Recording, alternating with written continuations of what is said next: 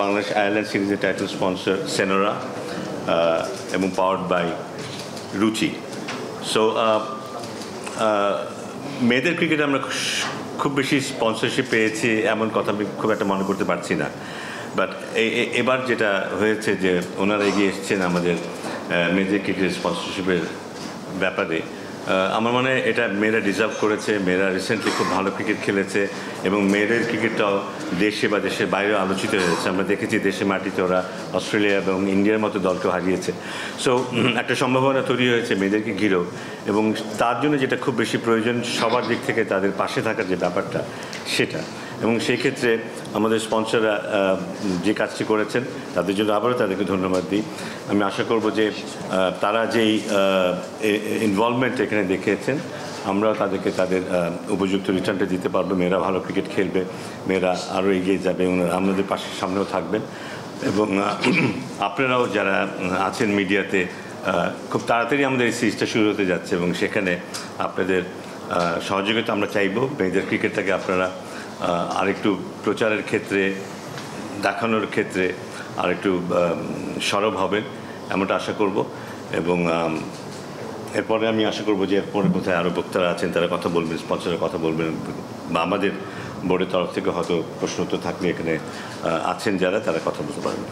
ধন্যবাদ। খুবই গুরুত্বপূর্ণ প্রশ্ন। আমার মানে 10 বছর বা 15 বছর আগে এই সিনারিও যেমন ছিল এখন তেমন না, কিন্তু সারা পৃথিবীতে কিন্তু ছেলেদের পাশাপাশি মেয়েদের ক্রিকেট কিন্তু সমান তালে এগিয়ে যাচ্ছে। আইসিসি সমান গুরুত্ব দিচ্ছে এবং মেজর ক্রিকেট প্লেয়িং নেশনসগুলো কিন্তু সমান গুরুত্ব দিচ্ছে। তো সেখানে আমরা যেহেতু খেলছি আমাদের কিন্তু সমান তালেই খেলতে হবে। সো পিছিয়ে থাকার কোনো সুযোগ নেই। আপনারা লক্ষ্য করছেন কিনা জানি না, রিসেন্টলি সরওয়ার ইমরান আমাদের one of the leading coach, সে বিসিবিতে জয়েন করেছে এবং সে আন্ডার-19 মেয়েদের দলের দায়িত্বে আছে এই মুহূর্তে। তাতে আপনারা নিশ্চয়ই অনুভব করার চেষ্টা করবেন যে আমরা কতটা গুরুত্ব দিচ্ছি।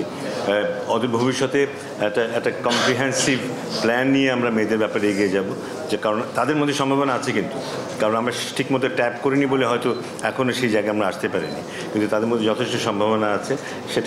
সেটাকে নিয়ে কাজ করতে চাই এবং আমি নিশ্চিত সামনের 2 বছরের মধ্যে নারী ক্রিকেটও আমরা অনেক কিছু দেখতে পাবো। তারাও দেশকে অনেকখানি এগিয়ে নিয়ে যাবে ইন্টারন্যাশনাল ফিল্ডে। একমাত্র ওয়ালটন এসি দিচ্ছে 1 বছরের রিপ্লেসমেন্ট গ্যারান্টি। সেক্ষেত্রে আসলে টুর্নামেন্ট বাড়ানোর কথা বলা হয়ে থাকে সবসময়। ডিপিএল ছাড়া আসলে কোনো বেশি টুর্নামেন্ট নেই। পাশাপাশি বারবার বলেছিলেন যে আসলে একটা ডিপিএল আয়োজন করা যায় কিনা। ক্রিকেটারদের আসলে প্রত্যাশা, আপনি এখন বিপিএল গভর্নিং কমিটির সদস্য, মেয়েদের বিপিএলটাকে আসলে কোনোভাবে আয়োজন করা যায় কিনা সেটা যে চিন্তাভাবনা হয়নি তা নয়, বাট জিনিসটা হচ্ছে যে একটা টুর্নামেন্ট আয়োজন করাই শেষ কথা না। কিন্তু বিপিএল, মেয়েদের বিপিএল করতে গেলে আমার এই মুহূর্তে মনে হয় যে স্ট্যান্ডার্ডে আমাদের পৌঁছতে হবে সেই স্ট্যান্ডার্ডে পৌঁছেছে কিনা সেই প্রশ্ন চলে আসে। আমার মনে হয় যে মেয়েদের আরও অনেক টুর্নামেন্ট করা উচিত। আমরা যদি ঘুরে ফিরে দেখি, হাতে গোনা কয়েকটা মেয়ে ছাড়া অনেক ম্যাচ খেলার সুযোগ কেউ পায় না। অনেক ম্যাচ খেলার সুযোগ তৈরি করে দিতে হবে আমাদের গ্রাসরুট লেভেল থেকে মিড লেভেলের যারা খেলে তারা। আমরা দেখবো যে অনেকেই এত আছে সারা বছরে 10টা ম্যাচও খেলতে পারে না। So that is not enough. At least 50-60টা ম্যাচ খেলা উচিত একটা পুরো সিজনে। তো সেই সুযোগগুলি তৈরি করার প্রথমে প্রয়োজন। তারপরে যদি সুযোগ হয়, হ্যাঁ সেটাও দরকার। আমরা যদি এলিট প্লেয়ারদের কথা চিন্তা করি, জাতীয় দলের কথা চিন্তা করি, একটা বিপিএল করতে পারলে ভালো হবে, সে চিন্তা আমরা করিনি তা নয়। তবে এই মুহূর্তেই বোধহয় সেটা হচ্ছে না।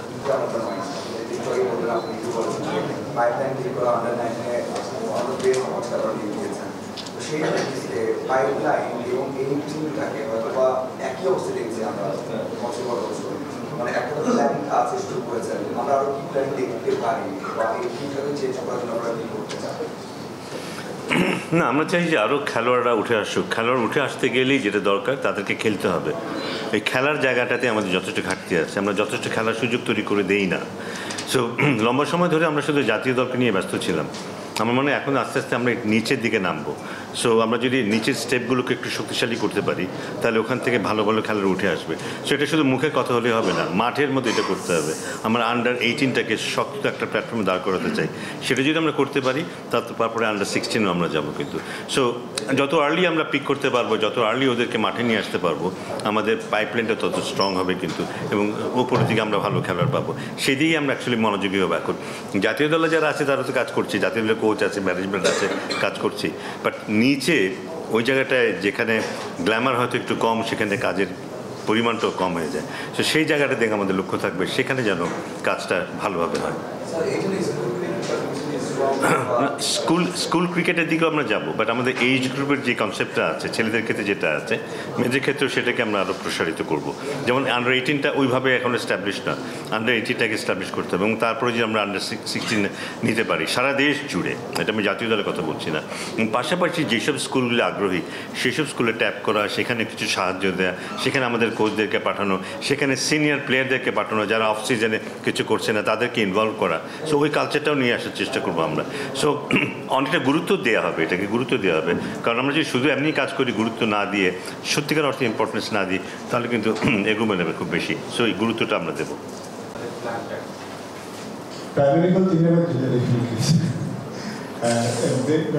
আমরা আসলে আমাদের ওয়ার্ল্ড কাপ কোয়ালিফাই করলে ওয়ার্ল্ড কাপ কোয়ালিফাই 6টি ম্যাচ আছে, আয়ারল্যান্ডে 3টা ম্যাচ, তারপর ওয়েস্ট ইন্ডিজে 3টা ম্যাচ। এই 3টা ম্যাচে আমাদের 6টা ম্যাচ খুব গুরুত্বপূর্ণ। বা যেহেতু শুরু করছে না হোমে, আমাদের একটা হোম অ্যাডভান্স অবশ্যই থাকবে। আমরা এখনই খুব, আমি 6টা ম্যাচ হিসেবে দেখছি না, আমরা সেই সিরিজটা নিয়ে এগোতে যাচ্ছি। সিরিজটা আমাদের প্রাইমারি টার্গেট, এখানে আমরা ভালো করেই আসলে এই শেষটা করতে চাই। বলতে একটা ভালো ক্রিকেট খেলা, ভালো ক্রিকেট খেলা মানে জেতা, সেটা আমাদের প্রাইমারি এবং ফাইনাল টার্গেট।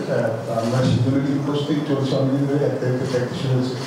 মেয়েরা কিন্তু কন্টিনিউয়াস খেলার মধ্যে ছিল, ওয়ার্ল্ড কাপ খেলেছে, তারা সিরিজ খেলেছে, তারপরে কিছুদিন গ্যাপ করে আবার তারা মাঠে নেমেছে। তো মোটামুটি আমি যখন দেখি তাদের এই পিরিয়ডের টাইমে বেশ ভালো প্রোগ্রেস হয়েছে। এখন দেখা যায় মাঠে আমরা কেমন পারফর্ম করি, আর একটু স্নাইচার থাকবে যেহেতু তাদের উপরে পার্সোনাল প্রেশার আছে একটু, সেটা খুব স্বাভাবিক। বাট সোফার তাদেরকে দেখে মনে হচ্ছে তারা বেশ নিজের প্রতিজ্ঞ এই সিরিজটাতে ভালো করার জন্য। কারণ সবাই চাচ্ছে, সবাই তো চাই ওয়ার্ল্ড কাপ খেলতে, এবং যেহেতু হোমে একটা খেলা, এখানে আমরা সবাই নিতে চাই। মানে আগের বিষয়টা আমি বলতে পারবো না, তো যেহেতু এখানে একটা সিরিজে অপরচুনিটি ছিল, আমরা কথা বলেছি, ওরা আমাদের সহযোগিতা করতে রাজি হয়েছে, পার্টনারশিপে আসতে রাজি হয়েছে, এইটাই।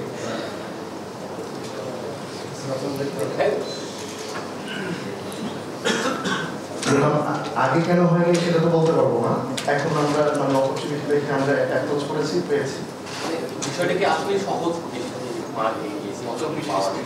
কমিউনিকেশনটা ইম্পর্টেন্ট, মানে কিভাবে আমরা প্রচারটা করবো, ইম্পর্টেন্সটা তার আমাদেরকে বোঝানো। আর যেহেতু আমরা জানি স্কোয়ারের একটা সবসময় স্পোর্টসের সাথে একটা কন্ট্রিবিউট করার একটা আগ্রহ থাকে, অন্যান্য স্পোর্টসের সাথেও আমরা সবসময় সহযোগিতা করে থাকি। তো অ্যাপ্রোচ করাতে ওনারা রাজি হয়েছে। So very much thankful to them. এটা কি লাভজনক যেটা হচ্ছে যে হ্যাঁ, আমি মনে করি এখনকার জন্য এটা ঠিক আছে।